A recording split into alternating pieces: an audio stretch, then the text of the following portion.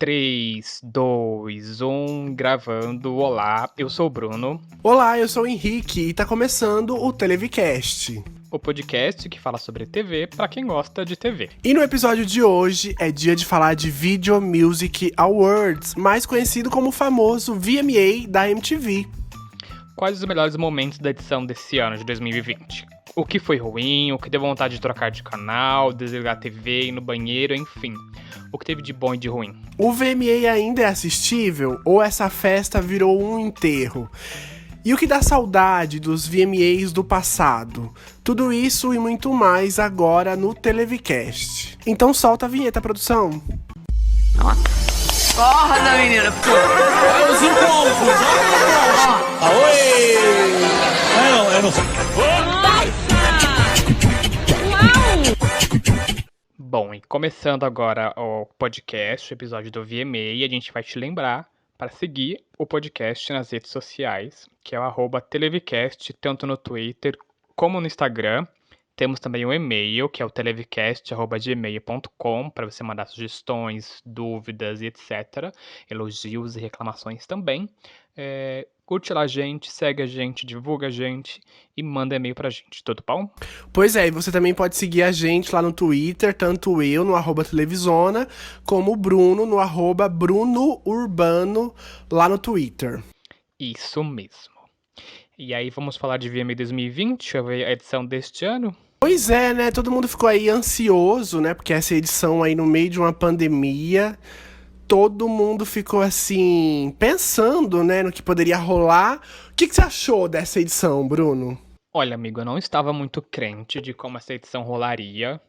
Eu tinha pra mim que eles usariam um cenário como eles sempre usam, com a plateia vazia, a plateia que normalmente está cheia de celebridades estaria lá vazia, ou no máximo com fotinho deles, e a apresentação realmente aconteceria lá, em um estúdio, num teatro onde eles sempre fazem, e as apresentações rolariam em palcos, literalmente palcos, espalhados pelos Estados Unidos, por Nova York, como eles haviam divulgado. Eu não imaginei o formato que foi pro ar, mas eu gostei muito do formato que foi pro ar, foi muito bom.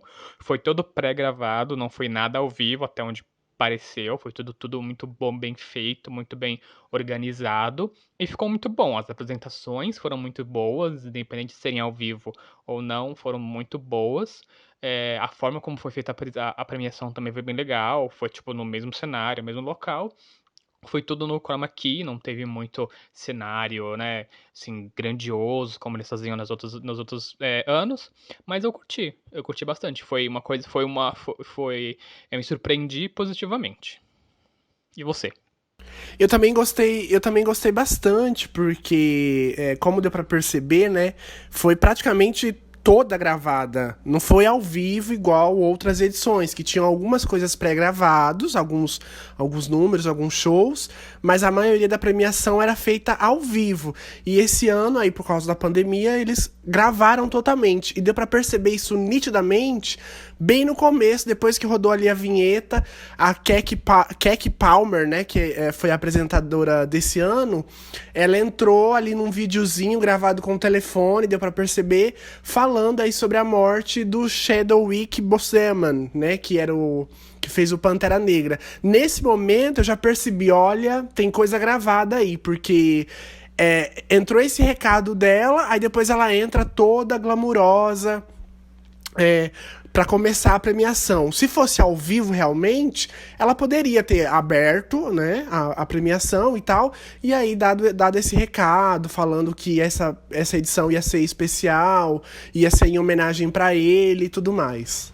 Exatamente, ela parecia que estava literalmente da casa dela e gravou esse vídeo em homenagem ao autor de Pantera Negra, assim, bem de última hora. E aí depois deram play no que estava pré-gravado para abertura e para todo o VMA. Ficou bem ali evidente de que estava pré-gravado. Como eu comentei no meu Twitter mesmo, quando iniciou ali os primeiros segundos, os primeiros minutos do VMA, o chroma key estava tão bem feito, sim, eu achei tão bem feito, que parecia realmente que estava no meio de prédios e tinham pessoas realmente aglomeradas no topo de cada prédio. Eu até falei, meu Deus do céu, essa aglomeração. Mas eu até esperei que elas que a apresentadora host falaria, ó, gente, isso aqui é tudo chroma key, isso aqui é tudo digital, é uma plateia digital. Porque se eu que tava olhando bem nitidamente, achei que eram pessoas, podiam ser pessoas, eu fui burro a esse ponto. Imagina quem é mais burro que eu e quem é mais cego do que eu. Então, né, eu acho que podia pelo menos ter uma explicaçãozinha ali. Eu acho que poderiam ter colocado, sei lá, um rodapézinho passando, algo do tipo. Igual, às vezes, dependendo da entrevista, tem, né? Essa entrevista foi gravada antes da pandemia, algo do tipo. Eu consegui notar de primeira, assim, que era chroma key. MTV tá de parabéns. Conseguiram uma solução, assim, super linda, né? Ficou muito lindo no vídeo.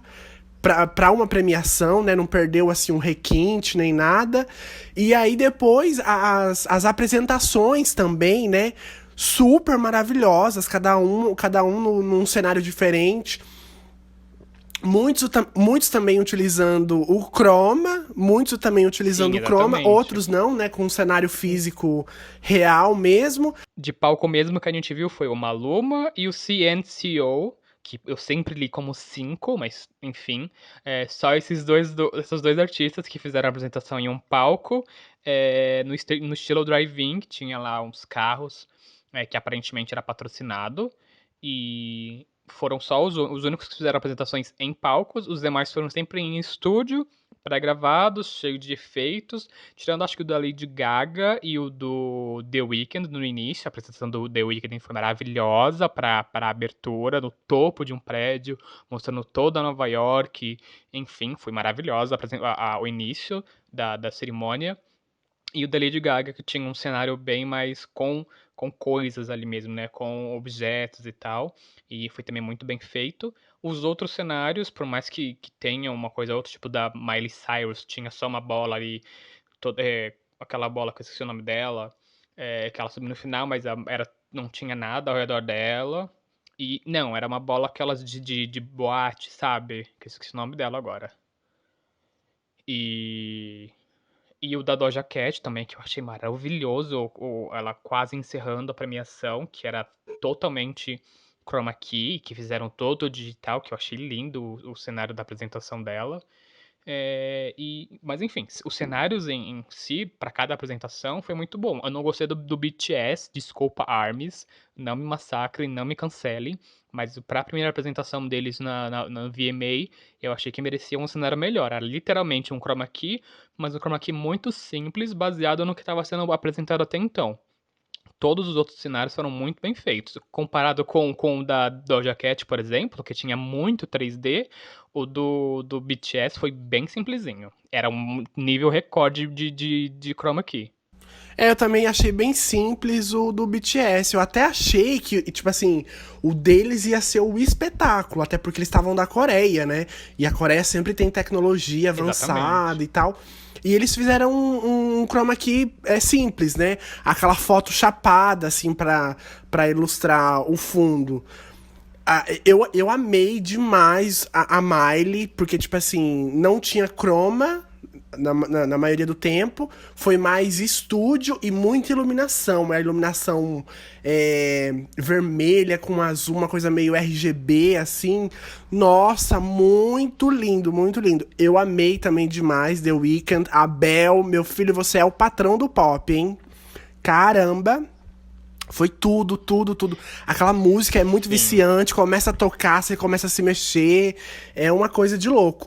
E eu acho que a gente tem que fazer uma menção honrosa aqui pra essas princesinhas Chloe e Hailey maravilhosas, que pra quem não sabe, são aí meio que uma descoberta da Beyoncé, né? Beyoncé que tem ali que dá o toque de Midas nelas, tanto que elas estavam vestidas de Cherry Mugler, se eu não me engano, e é uma marca que a Beyoncé tá sempre usando também, então eu acho que teve um dedinho na apresentação ali delas da Beyoncé. E elas estavam lindas de prata, uma iluminação maravilhosa, o som delas também é maravilhoso, olha, amei.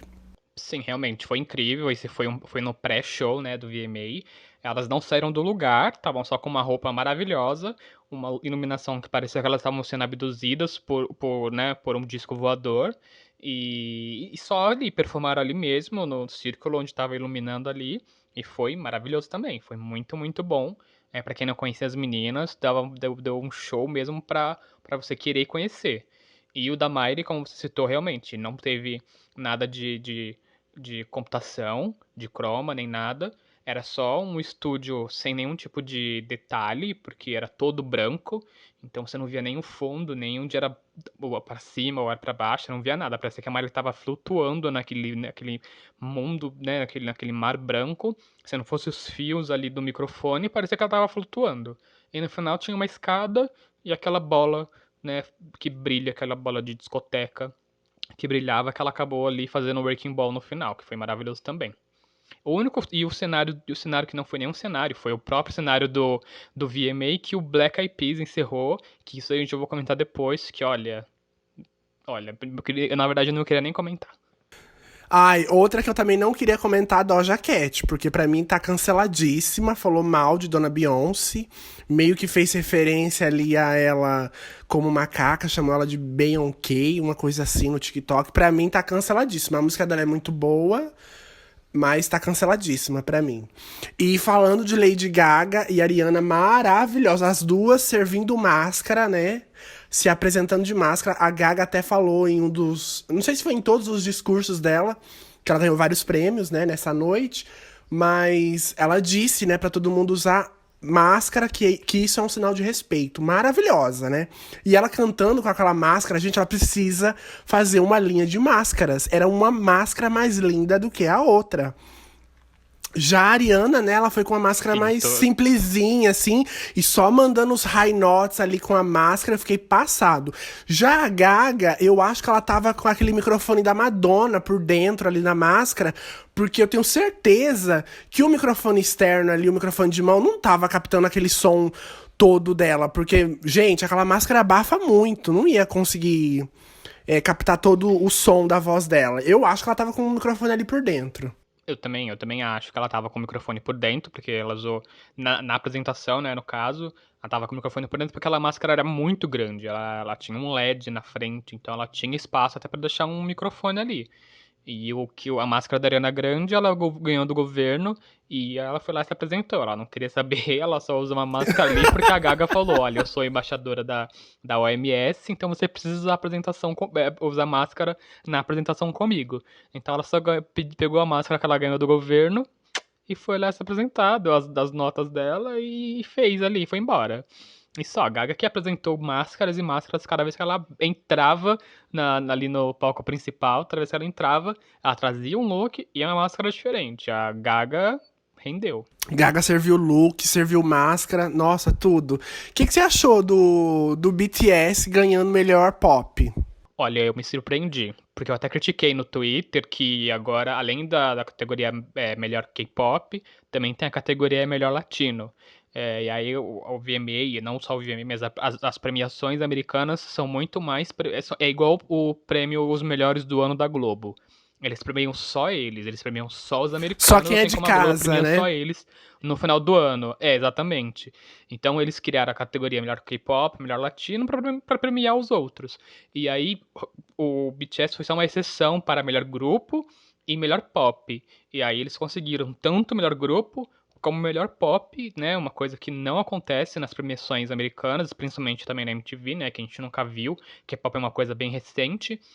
Mas nenhum latino, por exemplo, não até onde eu lembro, acho que a Shakira deve ter ganho alguma coisa no VMA, mas o melhor pop é uma coisa que me surpreendeu bastante, me surpreendeu de certa forma, porque a gente sabe como as armas funcionam, né? Elas são literalmente boots, elas são computadores que ficam ali 24 horas votando, votando, e elas não devem dormir, se alimentam em frente ao computador, elas se levantam só para fazer xixi e tomar um banho e vivem para votar para eles, né? Então a gente não se surpreende tanto porque a gente sabe que elas são muito dedicadas aos ídolos delas, e elas não estão tão erradas assim. Eu acho que elas não deviam se preocupar tanto porque é uma fase, sabe? Igual teve Backstreet Boys, teve NSYNC, teve tantas outras bandas, boy bands aí, a gente sabe que isso é uma fase, então se elas se dedicam tanto a isso, eu acho que prejudica até pra saúde mental delas, mas se elas estão felizes com isso é o que importa. Mas eu gostei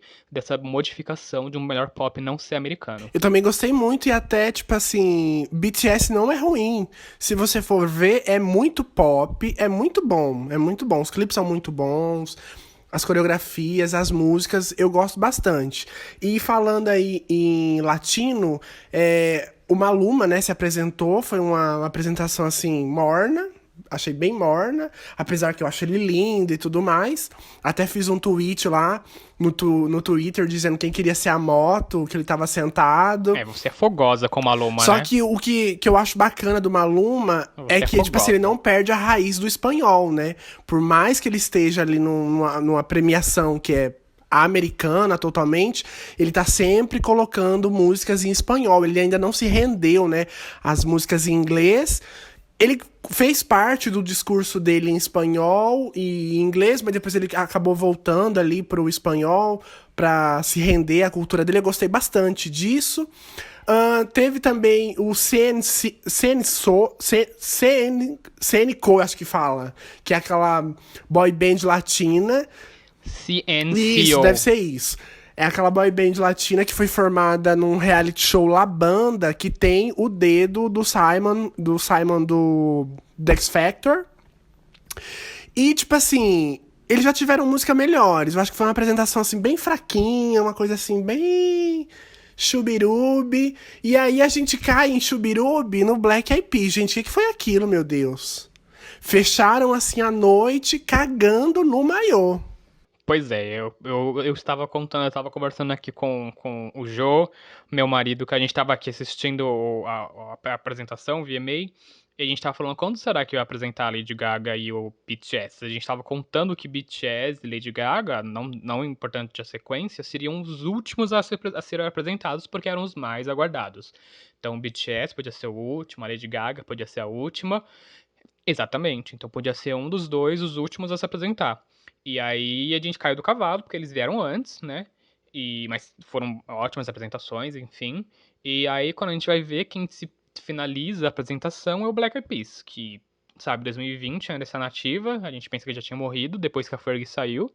E tá aí, fez uma apresentação péssima, que o que rendeu no Twitter foi a roupa deles que tinha detalhe para os órgãos genitais deles estarem brilhando. O auge de uma banda em 2020.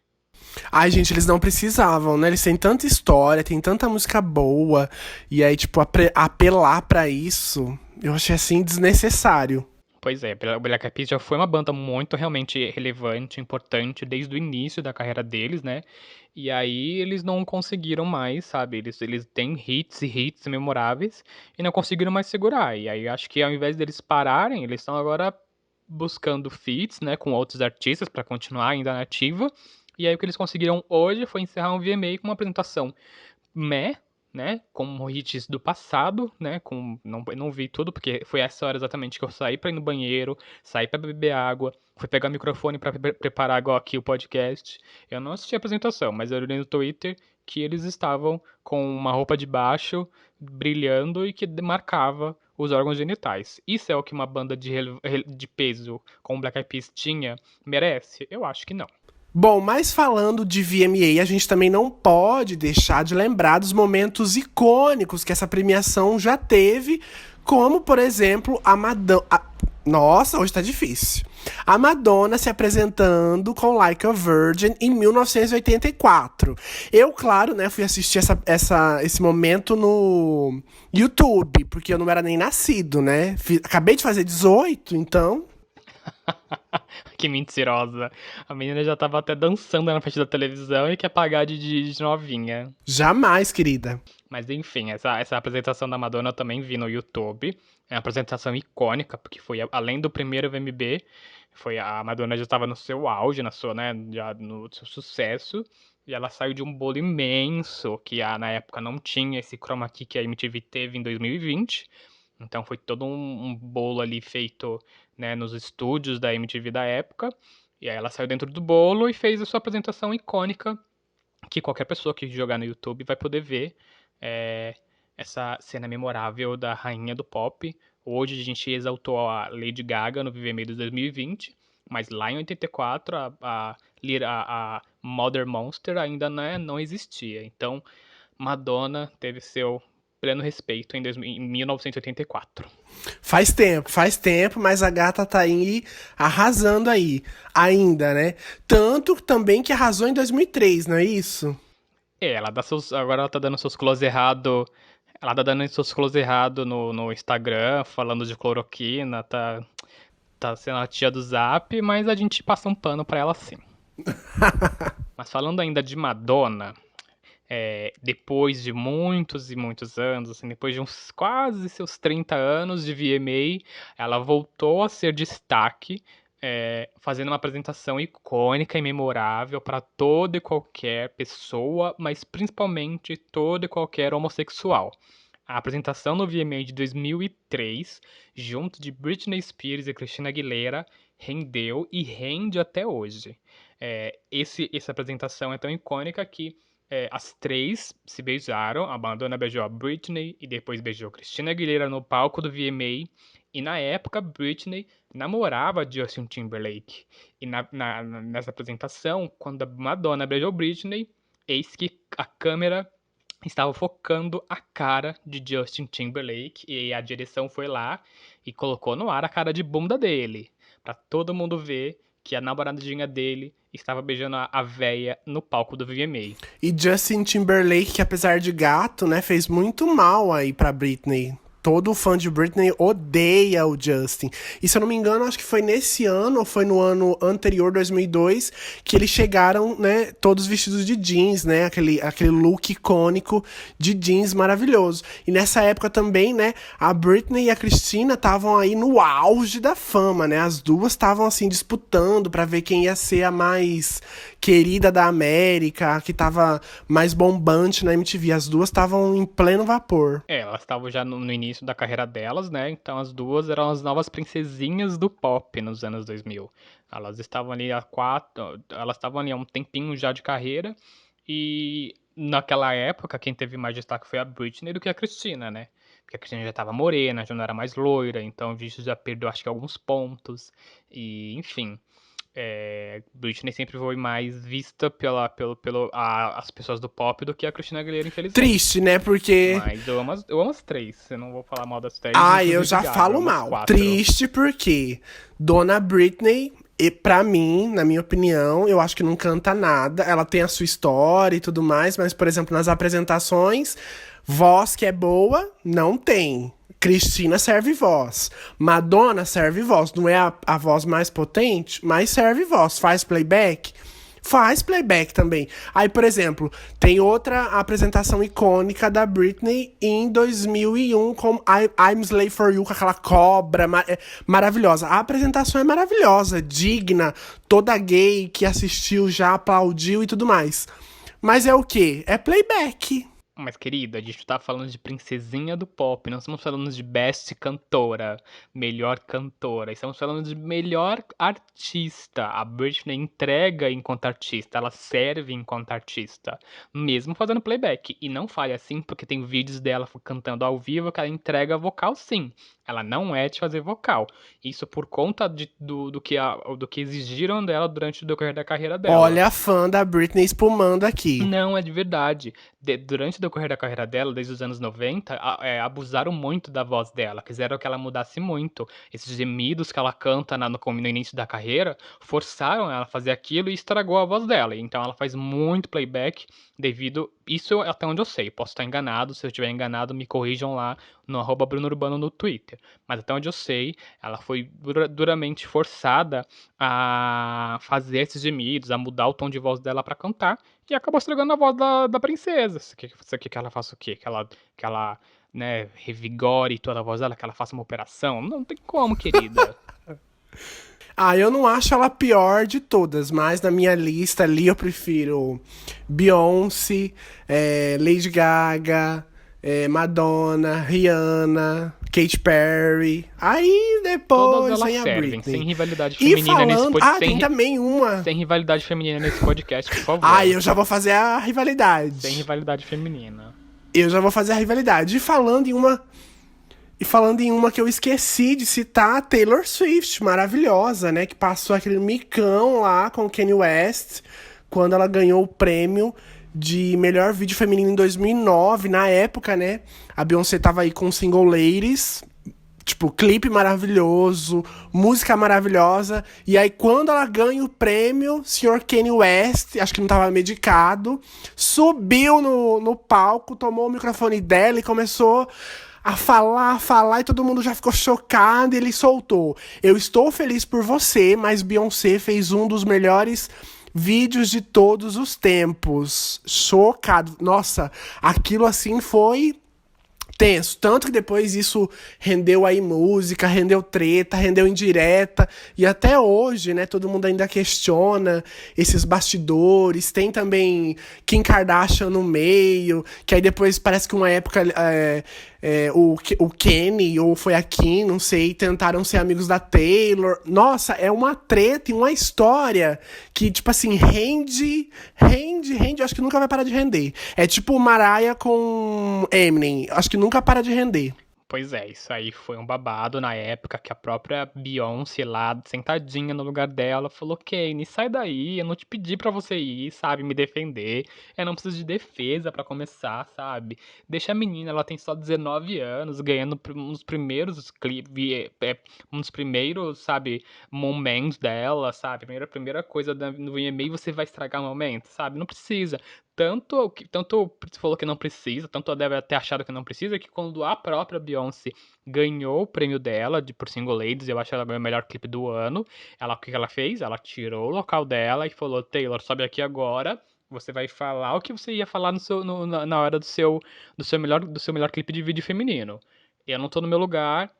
Eu tô no meu lugar, na verdade, de Do seu falar, tô no meu discurso. discurso, agora é você que vai discursar, porque o Kanye te estragou todo o brilho, tirou todo o seu brilho, mas vem aqui falar. Beyoncé é maravilhosa, ela doa aos caridosos, os brancos devem a ela tudo né, os brancos têm que deitar no chão pra Beyoncé passar por cima. Maravilhosa. Aí ainda em tretas, falando em tretas, vamos falar de tretas em 2015, quando Miley Cyrus era a apresentadora do VMA, ela era host, e a Nicki Minaj, elas estavam tretadas, porque a Nicki Minaj, a Miley Cyrus, na verdade, tinha dado umas entrevistas aí, falando que não precisa, a Anaconda não era para ser indicada ao melhor clipe do ano, porque a Nick estava querendo falar sobre motivos raciais e blá blá blá. Eram umas tretas aí. Tem um rolê todo. E aí, quando a Nicki Minaj for receber, ele subiu lá no palco para receber o prêmio de melhor clipe de hip hop por Anaconda. O que a Nicki Minaj fez foi confrontou Miley Cyrus, que estava lá apresentando. Falou: What's up, Miley? E aí chamou ela pro pau, chamou ela de vadia, chamou de tudo. Porque ela tava falando mal da Nicki Minaj nas entrevistas que ela dava por aí, a Miley Cyrus. Aí a Nicki Minaj falou na cara dela, falou: você tá aí apresentando, branquela azeda? Fala na minha cara. Fala na minha cara o que você quer falar pra mim. E aí deu bafafá essa declaração. Mas depois as duas ficaram amigas, e isso aí é tudo pra render. Eu acho que essas treta que acontece no palco do VMA é pra render, pra dar, sabe, virar byte nos sites de notícias e de música. Porque aí fica falando, quando o VMA não tem muita indicação boa, aí o que eles fazem? Gera treta em cima do palco. Eu acho que isso é tudo já pré-estabelecido. Você acha? Você não acha isso, Henrique? Eu também acho, até porque, né, há alguns anos aí o VMA vem perdendo muita audiência com o passar dos anos. E aí eles têm que criar alguma coisa pro público continuar assistindo, porque querendo ou não, a MTV precisa de audiência para render patrocínio. Falando em patrocínio, né? Nossa, a MTV do Brasil, o que rolou, gente? O que tava rolando, que não tinha um patrocínio durante os intervalos do VMA 2020. Exatamente, eu comentei isso no Twitter também. O próprio VMA, apresentado pela MTV Brasil, não era patrocinado por nada. E nos intervalos, que eram muitos, porque a MTV lá de fora faz muito intervalo, o que a MTV Brasil passava nos intervalos era coisas da própria programação, MTV Miau, que é uma porcaria, E os únicos, a maioria, eu acho que, ou então os únicos patrocinadores mesmo dos intervalos eram patrocinadores do MTV Miau, que é o Banco Next, o Samsung e mais algum outro patrocinador que eu não lembro agora. Mas, tipo, era só isso e nem toda hora que esses patrocinadores entravam nos intervalos. Então, eu até falei, olha, na época da MTV Brasil da Abril, eles iam ganhar horrores, rios de dinheiro com o próprio VMA que eles transmitiam também na época, e até mesmo com o VMB, que eles vendiam cotas e cotas, até onde eu lembro.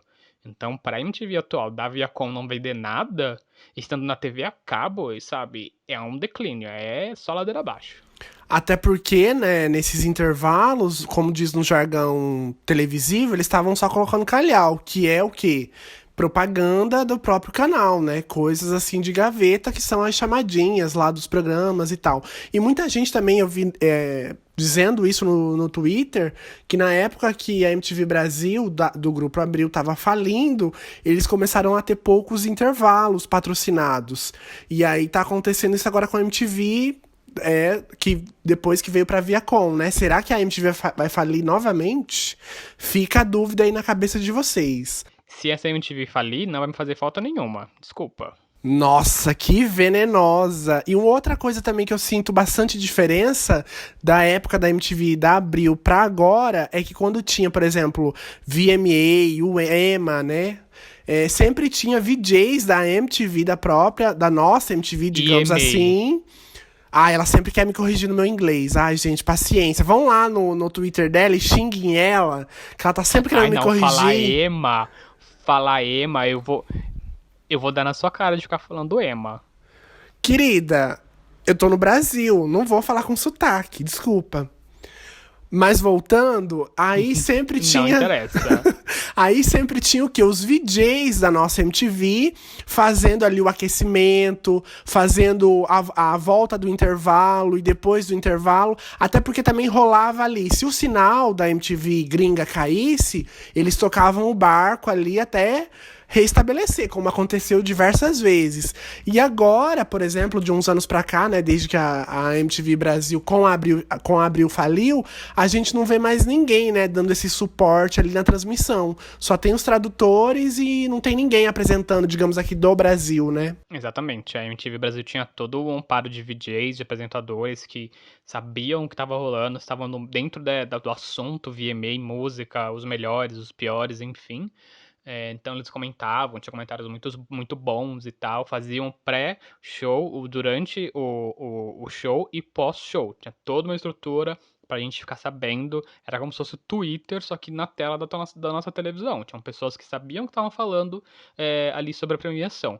E hoje não tem nada. Eles colocam ali o VMA, tem realmente tradução, como você falou, e só. E acabou, eles repetem, porque acabou o VMA desse ano e eles começaram de novo com a mesma tradução porca, que tradução simultânea é uma porcaria.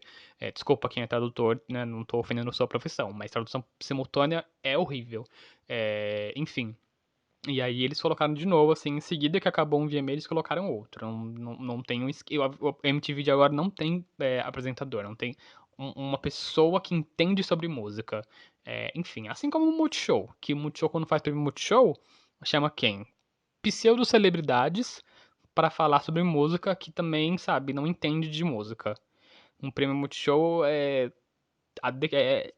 o supra-suco do showroom, do que um dia foi o VMB. Falou a Arnaldo Sacomani, que inclusive morreu essa semana, né? Que Deus deu um bom descanso pra ele. Era maravilhoso, entendia muito de música.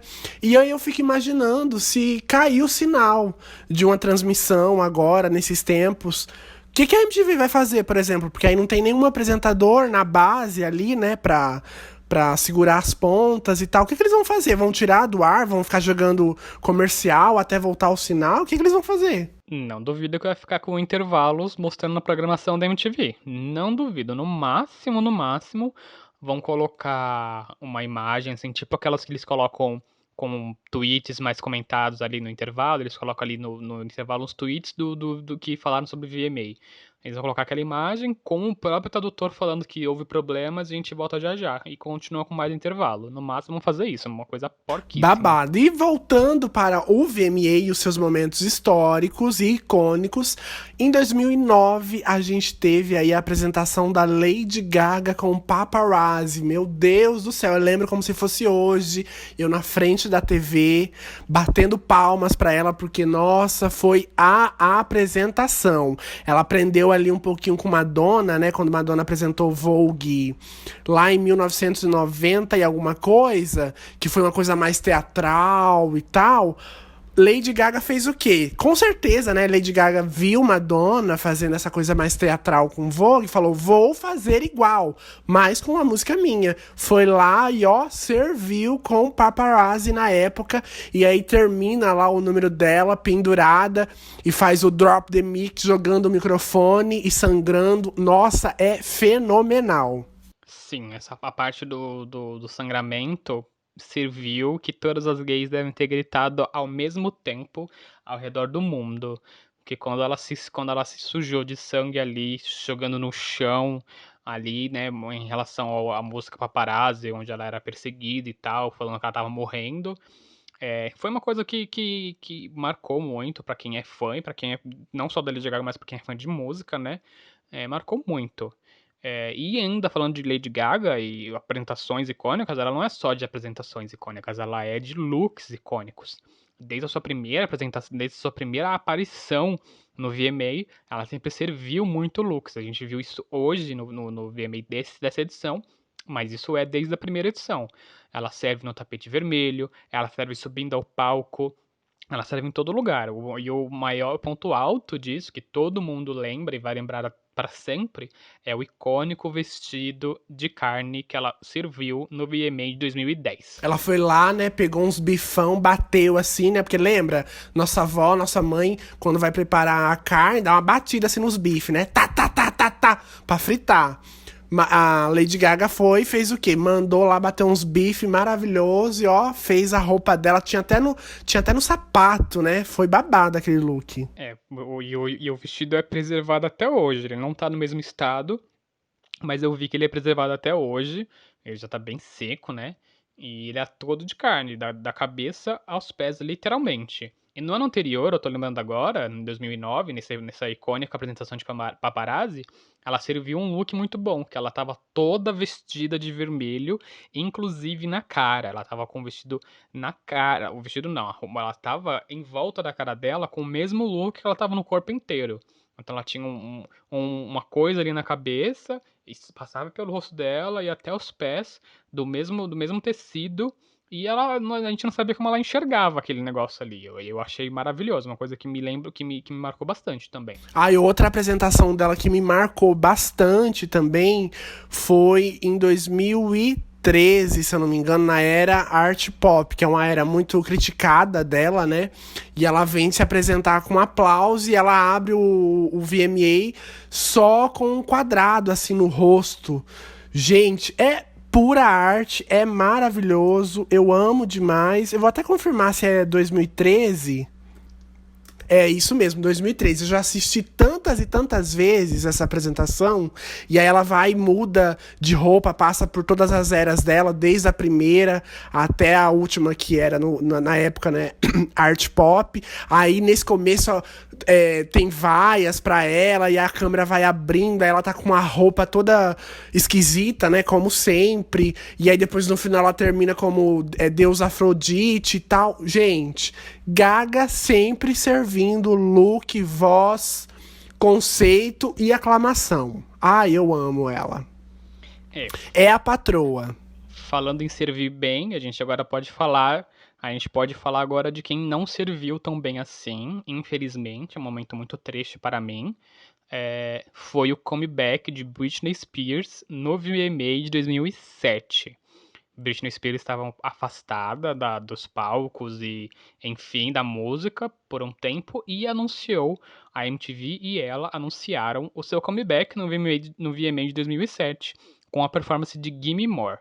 Só que ninguém esperava que ia acontecer, estava todo mundo esperando a aclamação e recebemos aquele péssimo aquela péssima apresentação que a Britney foi massacrada por todas as pessoas, por pessoas comuns, como eu e você, Henrique, como a mídia, como qualquer um.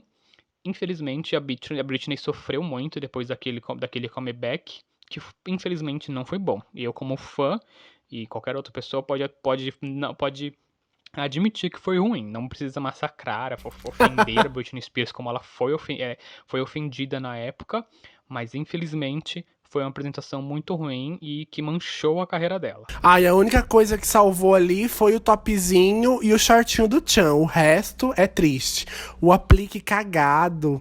Aí eu não sei se ela tava medicada ou não. Tanto que eu descobri que tem o ensaio dela no YouTube. E eu fui assistir. Ela tá muito mais disposta no ensaio do que na apresentação oficial. Só que aí no ensaio ela tá de óculos e tá de chapéu também. Mas, ai, foi triste. Triste, triste, triste, triste. Tem uma thread no Twitter falando sobre o que aconteceu um pouquinho antes, durante e um pouquinho depois sobre essa apresentação dela no VMA. Eu não lembro muito, eu cheguei a ler basicamente tudo sobre essa thread. Também não sei se é verdade, porque é uma thread no Twitter, não é nada confiável.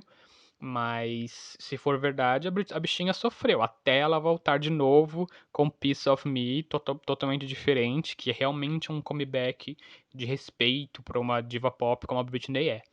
Mas esse momento, acho que manchou não só a carreira da Britney, mas também o VMA, que a MTV não poupou massacres pra bichinha. Pelo que parece, assim, assistindo essa apresentação, parece que ela foi forçada. Parece que ela não tava afim de fazer e falaram, não, você tem que fazer, você tem que fazer, você tem que fazer. É o que me passa, né? Não sei se é real ou não, mas eu tenho essa impressão quando eu assisto. Pois é estranho.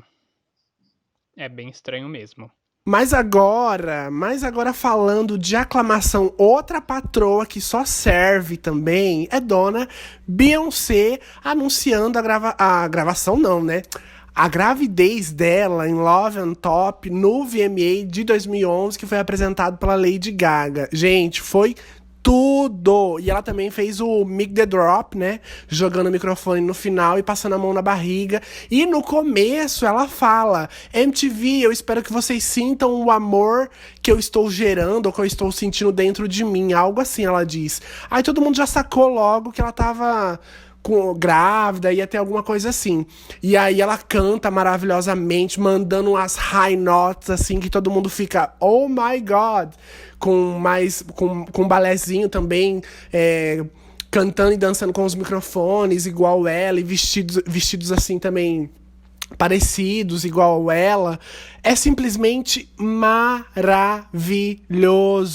E se não bastasse, ela vem em 2015 e depois, ou aliás, acho que é 2014 e depois em 2016 e lacra demais. A MTV só dá pra ela, tipo, 15 minutos. Olha, toma aqui, ó, 15 minutos. Você tem 15 minutos da nossa programação, vai lá, faz teu show. E ela canta quase todo o CD. Primeiro com Beyoncé, né, o CD Beyoncé que ela lançou assim do nada, cheio de videoclipe, só hit um atrás do outro, só musicão, e depois Lemonade em 2016, que também foi outra porrada assim, 15, 16 minutos só com ela, servindo look, voz, aclamação, luz, telão e tudo mais. Ai, amo. A apresentação do Love on Top eu não lembro muito, eu só lembro mesmo do gesto que ela faz no final, que ela coloca a mão assim na barriga, então ela mostra que ela tá grávida, que ela estava gerando a Blue Ivy, a icônica Blue Ivy,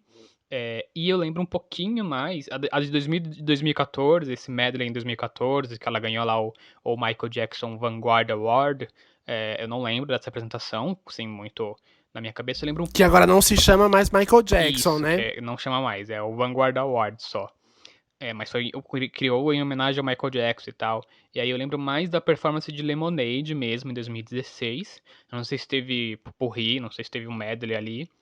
Mas eu lembro que era mais Lemonade, que o balé dela, no cenário do VMA, elas deitaram no chão e fizeram um símbolo que simboliza o feminino.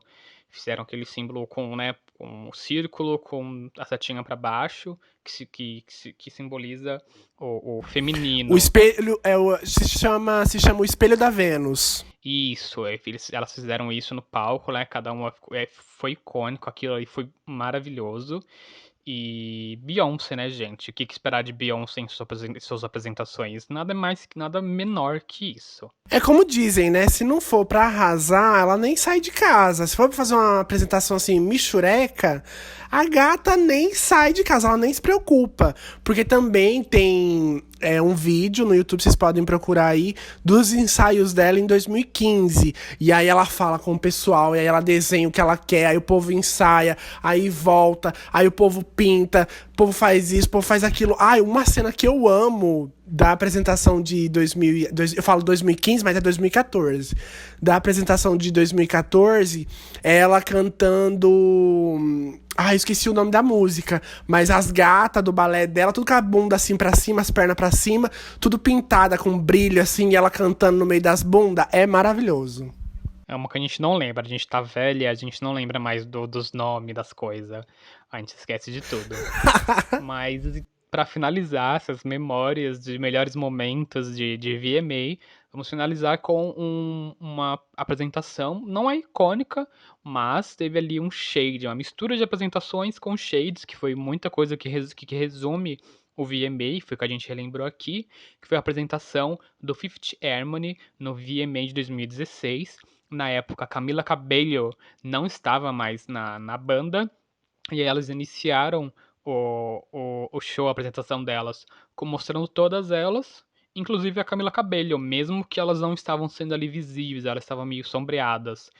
E aí, quando a música ia iniciar, uma delas é empurrada por como se fosse um buraco, ela é empurrada para trás, ela cai da onde ela está, e as meninas continuam fazendo a apresentação. Foi uma shade, porque Camila Cabello saiu ali da banda. Foi uma coisa assim, ó, você está morta pra gente, né? Eu fiquei chocado, as gatas com ódio no coração. Pois é, e ficou ali, todo mundo ficou, meu Deus, qual a necessidade de mandar um shade pra gata? Por que não dá um apoio porque a menina saiu? Tanto que teve uma outra que saiu um pouco tempo depois, o Fifth Harmony nem deve existir mais, sabe? Não foi necessário, eu achei que foi desnecessário. Pra que essa rivalidade feminina? Eu vou repetir. A gente não deve rivalizar as mulheres como a gente rivalizou Britney e Christina. Para que vai rivalizar quem tava na banda, pelo amor de Deus? Já basta as Spice Girls que estão se matando até hoje. E na sua opinião, você acha que o VMA de 2020 ele foi mais assistível do que as edições passadas? Ou foi um enterro, como a gente disse lá na introdução do nosso episódio de hoje? Ou essa festa virou um enterro? Olha, com certeza ele foi muito mais assistível de qualquer das últimas edições. A de 2019 eu acho que eu nem assisti, e as outras eu realmente não assisti. Eu acho que eu parei na de 2016 mesmo, dessa da Fifth Harmony que eu acabei de falar. Eu não tenho assistido com frequência o VMA, desde que pode passar na MTV aberta, que eu tinha mais emoção de assistir VMA, e também porque aí o VMA não tá dando mais foco pra videoclipes. Agora eles estão indo assim como é o Grammy, focando em artistas, em músicas e etc. Então eles não estão numa pegada de clipe, videoclipe, então eu não tô com tanta vontade de assistir. Mas esse ano eu fiquei curioso para saber como seria o formato e me surpreendi positivamente. Foi uma coisa muito legal. Espero que nos próximos anos, quando tudo isso passar de pandemia, eles façam cerimônias, sim, novas, de formatos diferentes, assim como foi desse ano, que foi muito legal. Eu também gostei bastante desse ano, como a gente já comentou, e eu acho que é um formato que a MTV pode começar a trabalhar mais nisso. Eu acho que dessa vez, nesse ano, até por causa da pandemia e tudo mais, ficou uma coisa mais ágil, né? Não ficou aquela coisa puxada, de esperar o povo andar pra chegar até o microfone, pra falar, não sei o quê, não sei o quê. Foi tudo mais rápido.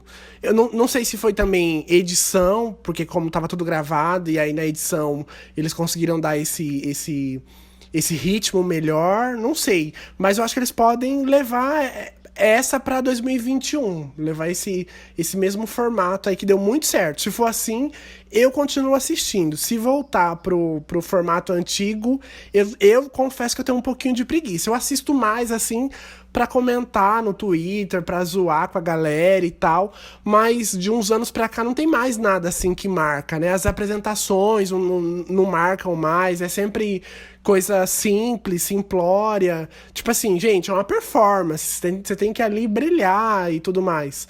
E, por exemplo, já esse ano, todo mundo tendo que, tipo, meio que fazer, né, a sua e tal, todo mundo foi muito mais criativo, todo mundo colocou contexto na apresentação. Então, acho que se rolar isso em 2021 de novo, eu acho que a audiência vai ser boa. Eu quero muito ver os números de audiência desse ano, se aumentaram ou não. Claro, né, vai aumentar por causa também da pandemia, muita gente em casa. E outra, todo mundo tava curioso, né, pra saber como que iria ser esse formato aí, no meio disso tudo. Pois é, eu também achei esse formato legal, principalmente por conta das performances. As performances foram icônicas, como a gente das performances que a gente relembrou aqui nesse episódio. Foram performances memoráveis que a gente vai lembrar por muitos e muitos anos. De que foi uma. Tanto que os artistas podem usar, eu até comentei que algumas performances podem ser usadas como um segundo formato de videoclipe daquela música. Isso no passado era bem comum, quando o artista tinha um videoclipe, ele depois de algum tempo que o videoclipe já saturava, ele usava performance ao vivo para continuar usando aquela música como música de trabalho. E desse VMA super dá para usar uma performance que foi gravada como música de trabalho. Eu achei muito interessante e espero que eles foquem em fazer pré-gravado, porque ao vivo tem todo aquele blá blá blá blá blá de ganhar o prêmio e fica ali esperando, enfim, tudo isso que você falou é realmente chato. E tem uma barulheira das pessoas que estão ali no meio. E esse não foi mais objetivo, foi legal. Acho que podia ter um pouquinho mais de tempo, porque não mostrou. Eu gosto de ver os indicados e quem vence, e isso não teve muito, tipo, foi só os principais prêmios. Faltou, por exemplo, eles ignoraram o melhor performance de rock, deixou pra falar só no final, e como se o melhor performance, o melhor, sabe, artista de rock não fosse tão relevante como o melhor artista de pop, por exemplo. E eu achei assim, desnecessária a forma como eles, né, dividiram qual é o melhor, qual não é melhor é, categoria para colocar no ar na premiação.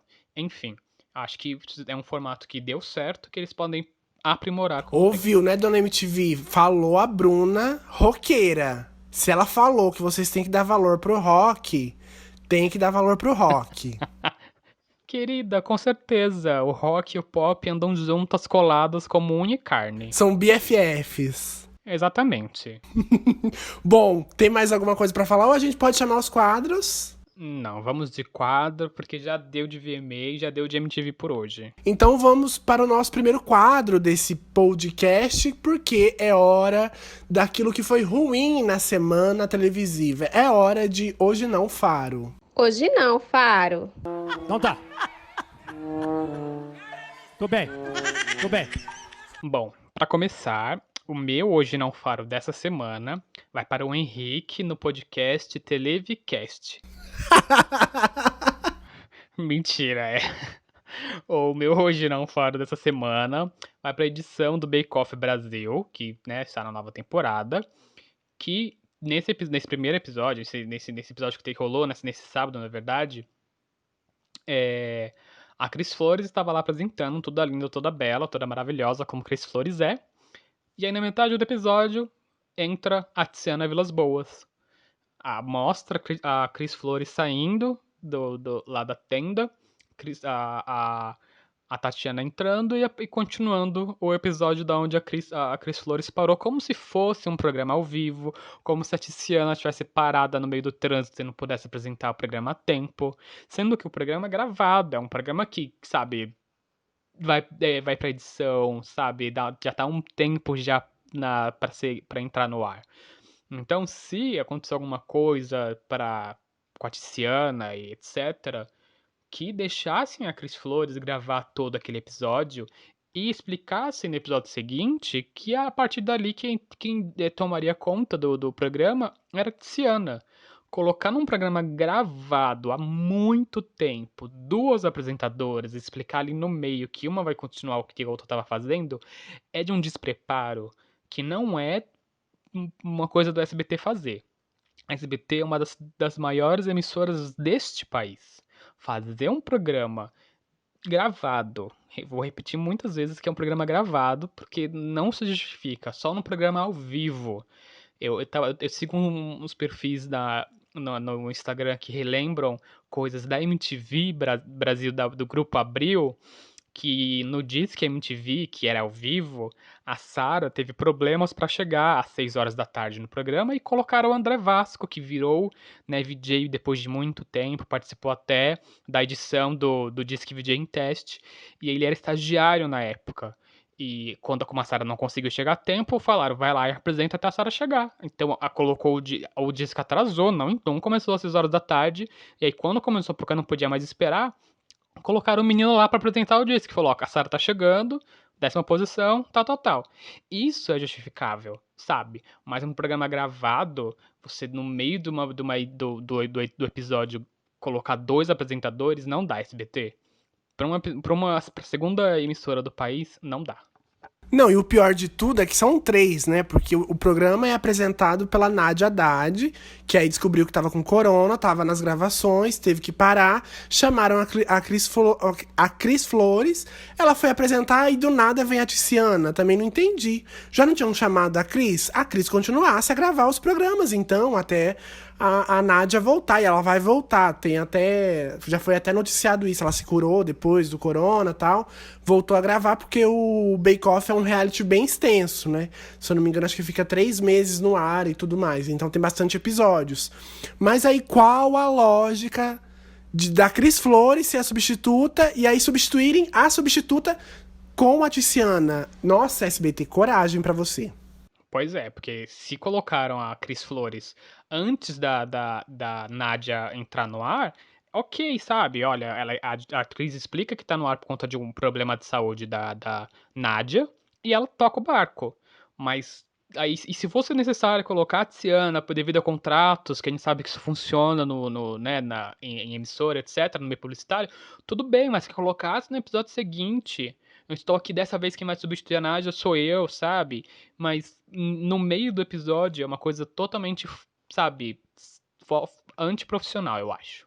Bom, o meu Hoje Não Faro é pra história que veio à tona novamente da Dani Suzuki perder o papel dela de protagonista pra Giovanna Antonelli na novela Sol Nascente. A Daniele Suzuki revelou aí numa live, se eu não me engano, no sábado, porque a gente tá gravando esse episódio no domingo 30, aliás, começamos a gravar no domingo 30, já é de 31, porque agora nesse exato momento já virou 31. Mas aí, né, nesse final de semana aí, começou a viralizar essa história novamente da Dani Suzuki ter perdido o papel pra Giovanna Antonelli. E tudo porque a Giovanna Antonelli é casada, não sei se ela é casada ainda, ou pelo menos na época ela era casada com um diretor lá da Globo e tal.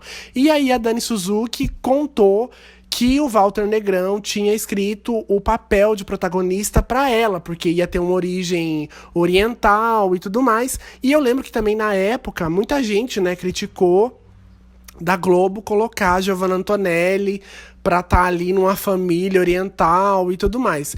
E nessas que a gente vê que, tipo assim, como são as oportunidades, né? Muitas vezes eles querem o quê? Que o personagem gay seja interpretado por um ator hétero, que a personagem trans seja interpretada por uma mulher hétero ou cis, né? Por que, gente, não dão espaço devido para as pessoas que já têm tais características ou que são de algo pertencentes a um grupo e coisas assim, sabe? Pra não ter que sempre ser o mesmo tipo de pessoa interpretando os diversos papéis que a gente tem. Eu não consigo entender. Amigo, olha, isso que você falou eu entendi. Mas orientação sexual e raça, etnia, eu acho que é um pouco diferente. Você consegue, uma pessoa hétero consegue interpretar uma pessoa gay, lésbica, travesti, trans, e vice-versa. Uma pessoa lésbica, um gay, sim, pode interpretar uma pessoa hétero, porque é uma condição sexual.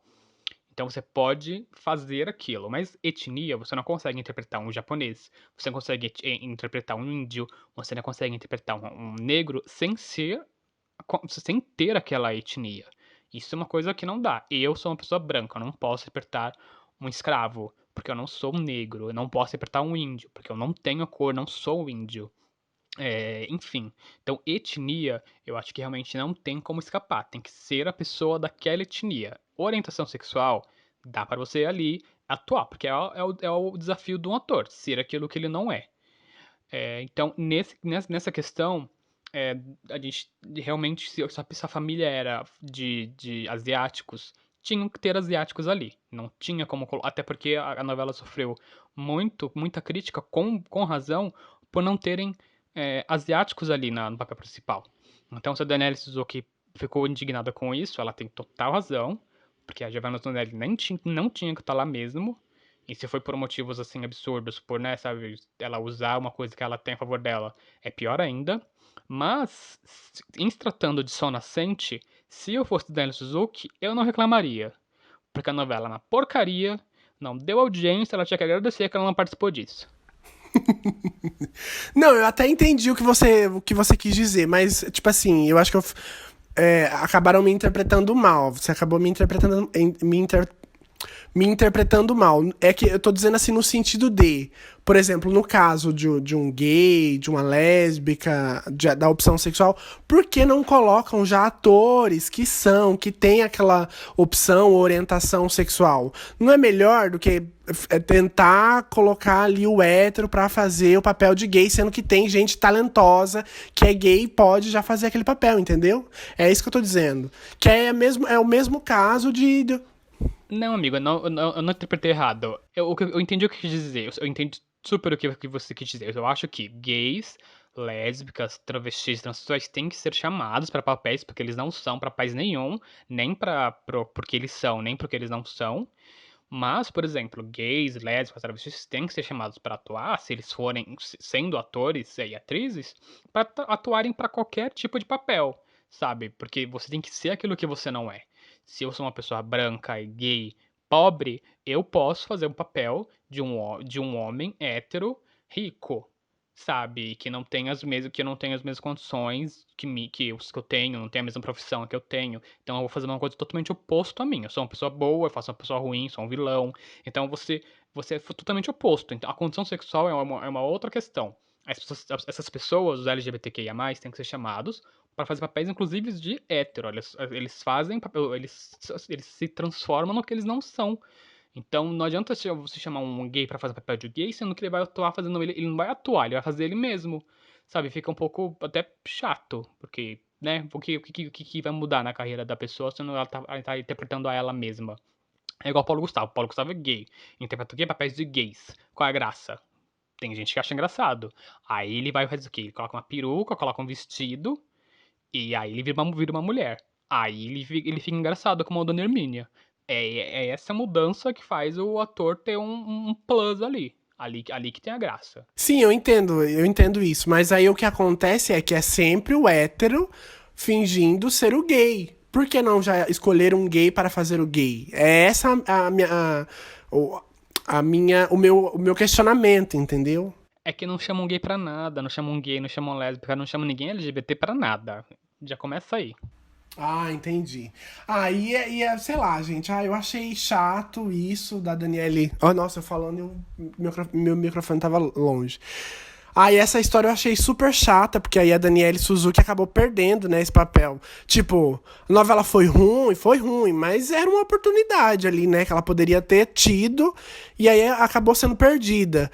Por um favorecimento pela Giovanna Antonelli, não tenho nada contra ela, acho ela uma super atriz, maravilhosa, mas pode ser que teve ali um QI, né? O famoso quem indica, que no caso, o marido dela, que é o.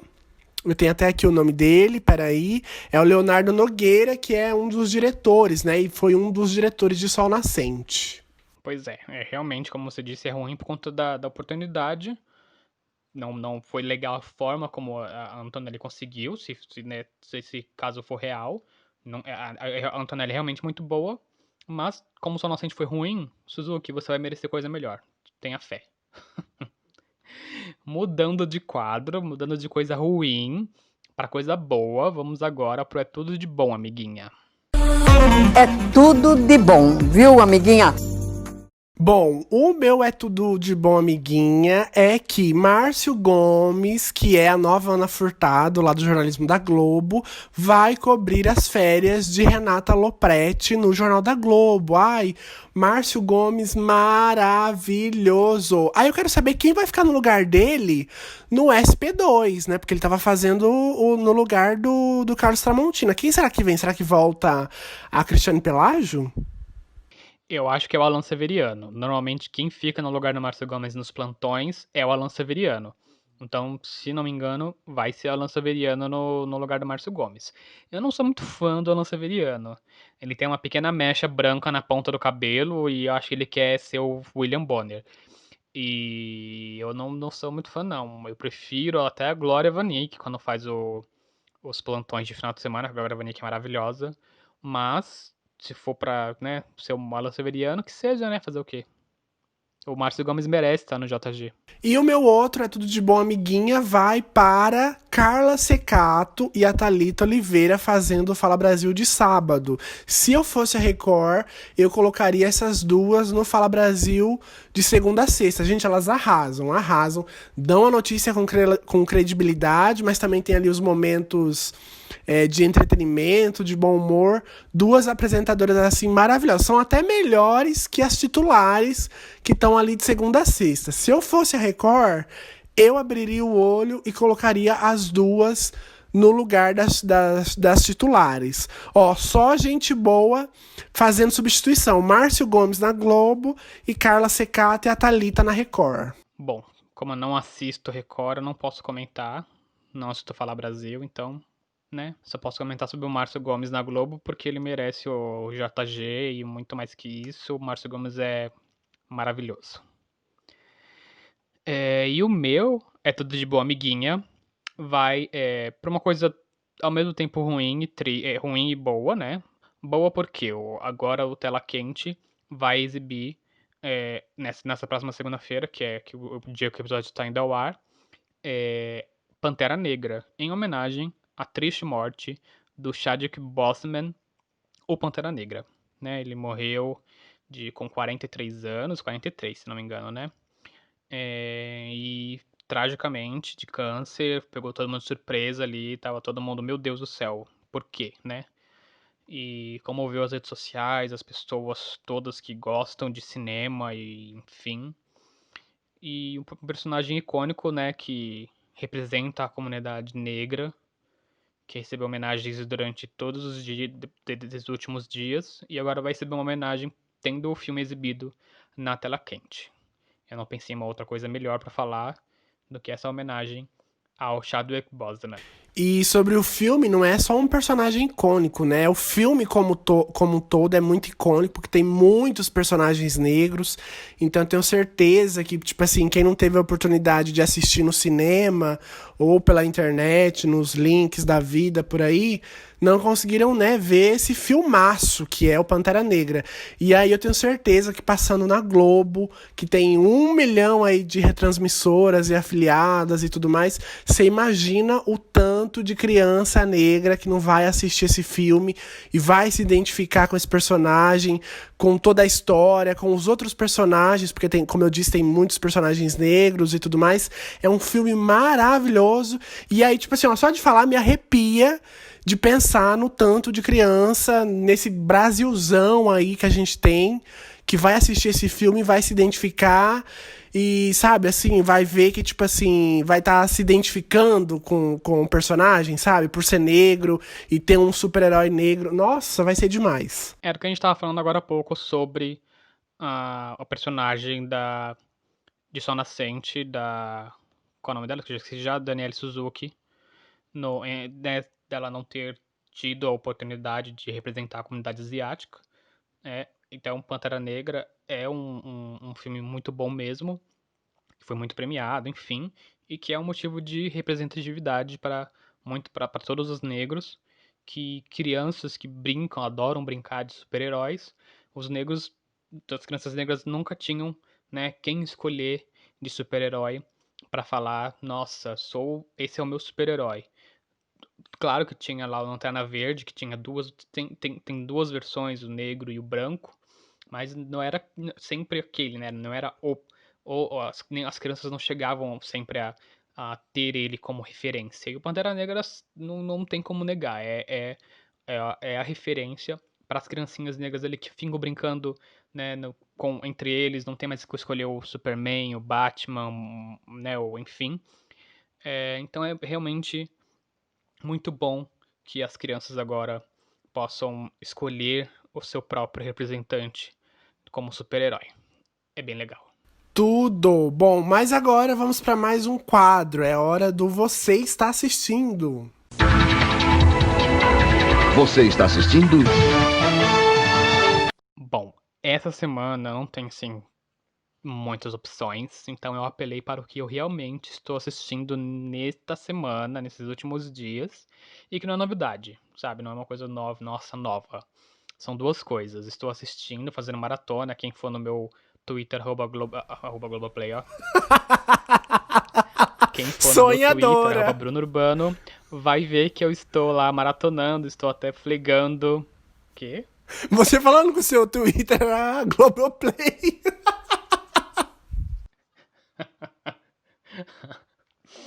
Se vocês forem lá no meu Twitter, arroba Bruno Urbano, vocês vão ver lá que eu estou quase todo dia mostrando o que eu estou assistindo, que é a maratona de, pra mim, Sangue Bom, novela das 7, de Maria Adelaide Amaral e Vincent Villari, ou Villaria, não sei como pronuncia, que foi exibida em 2013.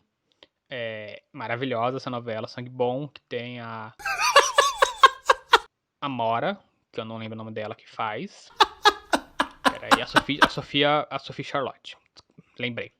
Que tem a Sophie Charlotte no papel de Amora, que tem o mais novo inimigo de Agnaldo Silva, que eu também esqueci o nome. Pera, deixa eu abrir aqui a aba do Sangue Bom que eu vejo tudo agora.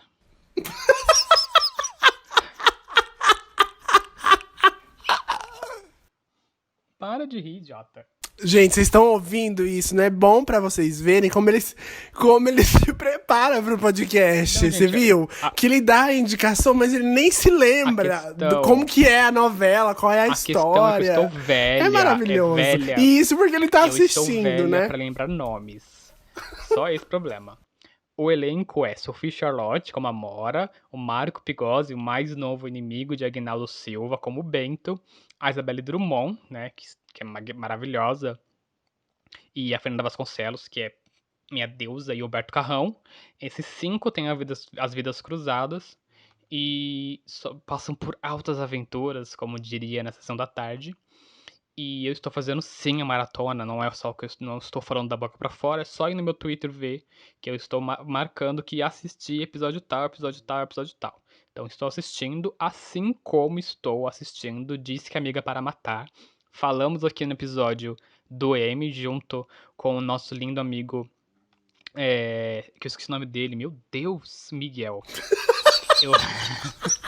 A gente fez com o nosso lindo amigo Miguel o episódio do M, e aí a gente falou bastante, né? Ele falou também que é muito bom o Disque Amiga para Matar, tá indicada nessa categoria de comédia. Fui lá e falei, vou assistir. Não é uma comédia que se ri a cada episódio, é um pouquinho ali tenso, mas é muito legal. Depois, assim, dos 4 episódios, você já pega ali a manha do que a série quer mostrar. E já tô na segunda temporada, é super legal. Essas duas coisas, Sangue Bom na Globoplay e Disse que Amiga para Matar na Netflix, estou assistindo, marcando como visto, lá que mostra lá no meu Twitter tudo que eu estou assistindo. Vamos ver se ele tá assistindo mesmo. Bom, o que eu estou assistindo é o Canadá Drag Race, que por enquanto ainda não tem na Netflix, não tem nenhuma emissora, nenhuma plataforma de streaming aqui no Brasil. Você vai ter que achar aí nos links da vida pela internet, que a Polícia Federal não escute isso, mas só pelos links aí da internet. No Twitter, se você jogar Canadá Drag Race, você vai achar. E tá fabuloso, é uma temporada assim maravilhosa. As queens são muito talentosas. Você ri bastante, você chora também com as histórias, com as confissões que elas fazem e tudo mais. Tem uma leve ali treta também, né? Porque a gente gosta de treta, é óbvio. E é apresentado pela Brooklyn Heights, que participou de uma das temporadas do RuPaul. Pelo Jeff... Nossa, os nomes em inglês é difícil. O Jeff Brian Chapman e a modelo Stacey McKenzie. Os três estão maravilhosos apresentando no lugar de Dona RuPaul. E acho que no penúltimo episódio, se eu não me engano, porque acho que agora o 10º vai ser o último, são 10 episódios. No 9º episódio tem a presença dela, Michelle Visage, maravilhosa. Então, quem quiser aí assistir uma temporada boa de Drag Race, assista o do Canadá. A Henrique não sabe onde indicar, mas eu sei onde indicar para assistir o Canadá Drag Race, que é no Fusco News. Eu acho que é Fusco ou Fusco News, @Fusco News, tudo junto. Fusco tem 2 Zs, Z de Zazá, F de faca, U de uva, Z de Zazá, C de casa, O, Fusco News. Lá você consegue ver, eles legendam tudo bem rapidinho. Lá no blog deles tem tudo coisa de drag, tudo coisa de viado, dá pra assistir lá no Fusco News. Eu assisto por eles, mas eu não ia indicar porque eu tenho medo, né, da Polícia Federal. Mas eu assisto por lá também. Não, pode indicar. Eles são incríveis e merecem ter o trabalho divulgado, porque eles legendam, deve legendar de madrugada. Sai o episódio, ele já tem gravado o episódio, já tem a legenda ali pronta. Tá mais fácil que Netflix. Netflix, você fica, tá perdendo pessoas incríveis. Temos também uma coisa muito legal nesse episódio, que é uma indicação de um convidado. Na verdade, de um convidado não. Nós temos a indicação de um ouvinte. Uma ouvinte, que é uma pessoa muito querida para mim. É a minha prima. Ela escuta o podcast e indicou para vocês ouvintes assistirem no Globoplay a série A Verdade sobre o caso Harry Quebert. Eu acho que é assim que fala. A indicação é da minha prima, como eu disse. O nome dela é Eve. O Twitter dela é @fagenga_. Sigam a lenda linda e inteligente que escuta esse podcast maravilhoso e indicou uma coisa aqui pra gente falar pra vocês também, fora as coisas que a gente fala de besteira aqui de indicação, porque sangue bom, só quem gosta de novela vai lá assistir. Então, assista uma coisa assim de cultura, porque essa menina que indicou, essa minha prima, ela é muito culta. Então, se ela indicou essa série, é porque é uma série muito boa. Não é Canadá Drag Race, que é coisa de viado. Não, é uma coisa boa. É a verdade sobre o caso Harry Quebert, que você pode ver lá no Globoplay. Não é sangue bom, não é Canadá Drag Race. É uma coisa mais ali, sabe? Uma coisa mais legalzinha. Então, se você também tiver uma coisa pra você indicar aqui, pra gente falar no episódio, vai lá no @televcast, como minha prima Ivy fez, e manda. Quero indicar tal série, tal novela, tal filme, em tal plataforma de streaming, que a gente vai falar aqui no fim do episódio. É só mandar pra gente no Twitter, @televcast, ou no Instagram, também @televcast, ou também por e-mail, se você ainda usa essa forma de comunicação, que é televcast@gmail.com. E lembrando também que você pode seguir a gente nas nossas redes sociais. Eu tô no @televisona, no Twitter e no Instagram. Tenho também o meu canal no YouTube, canal Televisona. E o Bruno tá lá no @BrunoUrbano no Twitter. Ele não passa o Instagram dele, mas ele tem. Se você quiser seguir ele, você vai lá e segue ele também. Mas ele não gosta. Ele gosta que seguem ele no Twitter. No Instagram não precisa não, porque eu nem posto. A última postagem minha nem sei quando foi. Então, só me segue no Twitter mesmo, que está já de bom tamanho. E você pode seguir mais o podcast, que o podcast você pode interagir, né? Que a gente sempre vai ler e responder, a maioria das vezes o Henrique, mas você pode ir lá, se você quiser interagir comigo no @BrunoUrbano, não tem problema nenhum que eu responda. Eu sou uma pessoa super acessível, igual a Mariah Carey no programa da Abby. Além disso, você também pode seguir o podcast lá no Spotify. Você pode ir lá clicar em seguir este podcast para toda vez que tiver um episódio novo, você já ser notificado. Além disso, a gente tem que sempre lembrar que o nosso podcast sai toda segunda-feira ao meio-dia. Temos... Se não no Spotify, pode ouvir também esse podcast gratuitamente lá no YouTube. Só procurar no YouTube Televicast, tem o canal do podcast com todos os episódios disponíveis de grátis. É só lá dar o play e ouvir a gente. Temos então agora. Eu amo que o Bruno tenta fazer o barro do YouTube acontecer, do canal do Televicast acontecer no YouTube. Eu amo.